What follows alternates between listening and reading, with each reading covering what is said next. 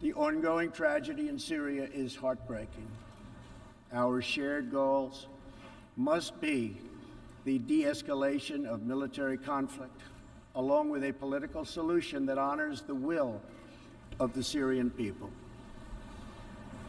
In this vein, we urge the United Nations-led peace process be reinvigorated.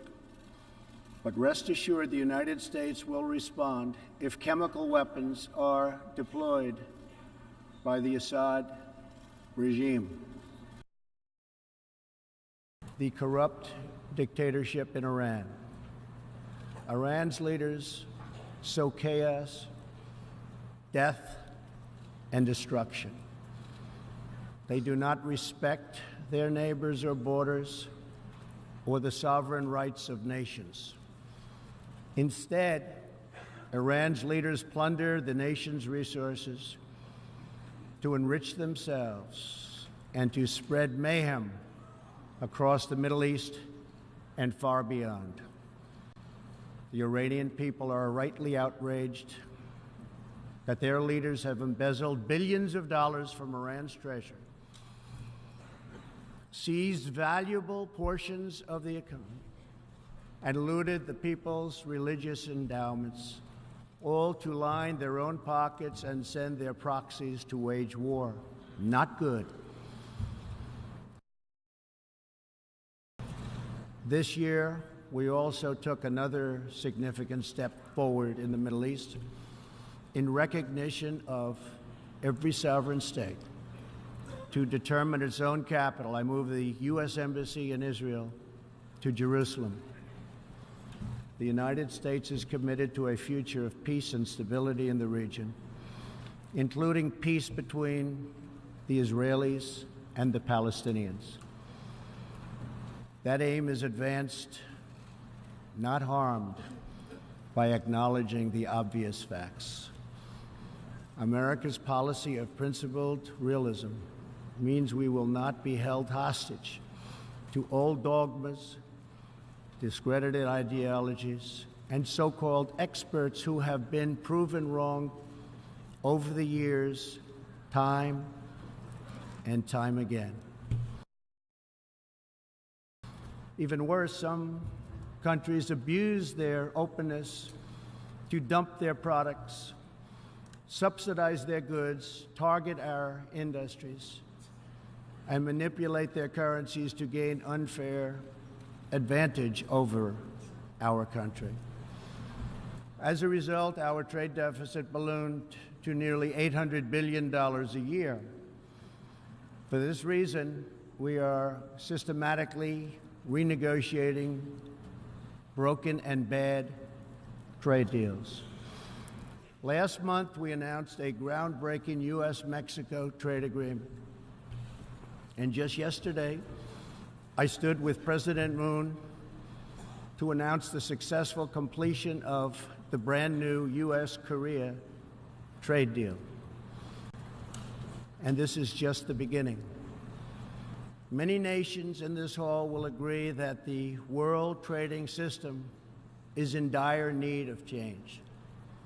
For example, countries were admitted to the World Trade Organization that violate every single principle on which the organization is based.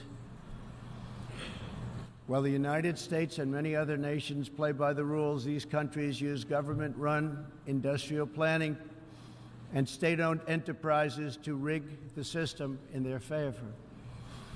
They engage in relentless product dumping, forced technology transfer, and the theft of intellectual property. The United States lost over 3 million manufacturing jobs, nearly a quarter of all steel jobs, and 60,000 factories after China joined the WTO. And we have racked up $13 trillion in trade deficits over the last 2 decades. But those days are over. We will no longer tolerate such abuse. We will not allow our workers to be victimized, our companies to be cheated, and our wealth to be plundered and transferred. America will never apologize for protecting its citizens. The United States has just announced tariffs on another $200 billion in Chinese-made goods, for a total so far of $250 billion. I have great respect and affection for my friend, President Xi, but I have made clear our trade imbalance is just not acceptable. China's market distortions and the way they deal cannot be tolerated. OPEC and OPEC nations are, as usual, ripping off the rest of the world. And I don't like it. Nobody should like it. We defend many of these nations for nothing, and then they take advantage of us by giving us high oil prices. Not good. We want them to stop raising prices. We want them to start lowering prices, and they must contribute substantially to military protection from now on. We are not going to put up with it, these horrible prices, much longer. Reliance on a single foreign supplier can leave a nation vulnerable to extortion and intimidation. That is why we congratulate European states such as Poland for leading the construction of a Baltic pipeline so that nations are not dependent on Russia to meet their energy needs. Germany will become totally dependent on Russian energy if it does not immediately change course. Here in the Western Hemisphere, we are committed to maintaining our independence from the encroachment of expansionist foreign powers.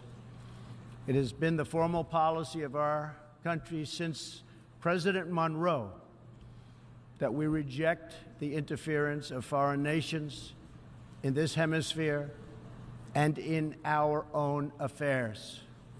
The United States has recently strengthened our laws to better screen foreign investments in our country for national security threats.